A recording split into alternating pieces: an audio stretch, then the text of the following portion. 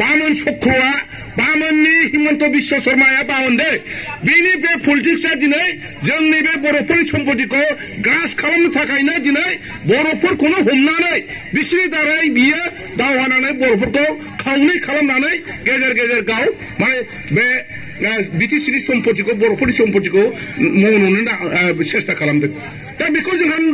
सिनायाखै सोरबाया दालाला बिसोरनि खोथाजों बर'फोरनि गेजेराव बिस लगाय लगाय सोरखौबा बुथारदों सोरखौबा मामा खालामदों बे धरनाव जोंनि गेजेराव बिभाजनखौ लाबोदों बेनिखायनो आइफोर आफाफोर खबरदार साबधान जानानै था नोंथांमोना हुसियार जा आरो जों रावनावबो जर जबरदस्ति थांनानै भट दाबिहैथों आं बुङो गावसो गोसो जाना फैनानै होफैबा होफैदों आरो बिसोर होबाबो होआबाबो जों देरहाखायो आइफोर आफाफोर बेनिखायनो आङो बयखौबो दानि फैगौ एप्रिल दाननि 6 तारिखआव नांगालनि सावगारियाव भट होनानै जोंनि बिपिएफनि बिजाथि मानगोनां सन्दन ब्रह्मखौ देरहासार खालामनो थाखाय आङो बयखौबो हांख्रायनानै बयखौबो खावलायहरनानै आङो बयखौबो हामबाय होनानै आङो आंनि बिबुंथिखौ बहायनो फोजोबबाय गोजोन्थों।